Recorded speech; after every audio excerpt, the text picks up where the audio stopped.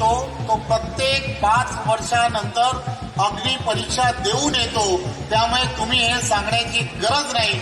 आणि तू ज्या क्षेत्रातून आलायस त्या क्षेत्रामध्ये अशी संधी मिळणं हे अत्यंत कठीण आहे. त्याला जर कोणी विचारलं की तुला राजकारणामधले असे धडे काही हे कोणी शिकवले, तर मी असं नेहमीच सांगतो, दादांच्या नेतृत्वामध्ये भारतीय जनता पार्टी कोकणामध्ये ही जी वाढत चालली आहे ती फक्त ना फक्त दादांमुळेच वाढली आहे. खरं तर आज दादांचा 74वा वाढदिवस आणि या वाढदिवसाच्या निमित्ताने दादा तुम्हाला खूप खूप शुभेच्छा.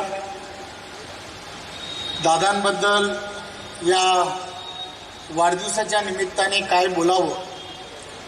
खरं तर माझ्यासारख्या छोट्याशा कार्यकर्त्यांनी दादांकडून भरपूर काही जे राजकारणामधले धडे घेतले पाहिजेत ते सर्व धडे मला जर कोणी विचारलं की तुला राजकारणामधले असे धडे काही हे कोणी शिकवले, तर मी असं नेहमीच सांगतो, दादांच्या नेतृत्वामध्ये भारतीय जनता पार्टी कोकणामध्ये ही जी वाढत चालली आहे ती फक्त ना फक्त दादांमुळेच वाढली आहे हे मी नेहमी सांगत राहतो. त्याचं कारणच एक आहे, तळागाळातील असणारा प्रत्येक कार्यकर्ता आणि कार्यकर्त्याला बळ देण्याचं काम हे दादांनी नेहमी केलं. आणि त्यामुळे कोकणामध्ये आज ज्या ताकदीने भारतीय जनता पार्टी वाढत चालली ही खरं तर दादांनी प्रवेश केल्यानंतर सातत्याने त्यामध्ये वाढ होणं हे होत राहिलं.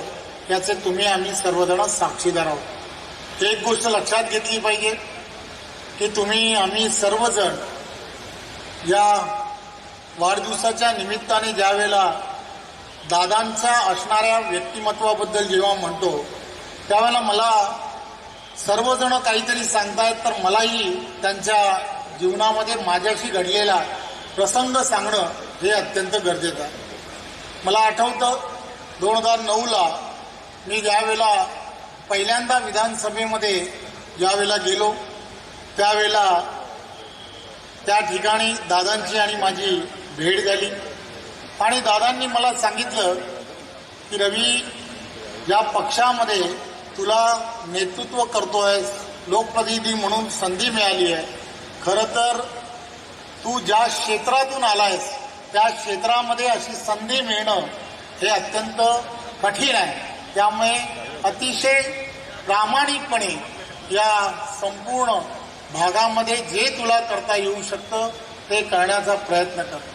एक तुम्हाला प्रसंगही आठवतो, विधानसभेमधील असणाऱ्या सर्व लोकप्रतिनिधींबद्दल आणि लोकप्रतिनिधींचा मान हा राखला गेला पाहिजे हे ताकदीने सांगण्याचं काम जर कोणी केलं असेल तर ते त्यावेळेला विधानसभेमध्ये मला आठवतं की दादांचा थोडासा हाताला मार लागला होता आणि मार लागलेला असताना दादा सभागृहामध्ये त्याही परिस्थितीमध्ये आले आणि एका न्यूज चॅनलमध्ये आमदार आणि आमदारांबद्दल काही ना काहीतरी चुकीच्या पद्धतीचं वक्तव्य निखिलजी वाघे साहेबांनी केलं होतं आणि त्यावेळेला दादांनी सभागृहामध्ये ज्या ताकदीने असं ते म्हणाले की तुम्ही आम्हाला सांगण्याची गरज नाही, या सभागृहामध्ये जो व्यक्ती या ठिकाणी येतो तो प्रत्येक 5 वर्षानंतर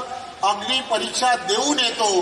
त्यामुळे तुम्ही हे सांगण्याची गरज नाही आणि तुम्ही जे म्हणताय ते अत्यंत चुकीचं आहे असं सांगणं.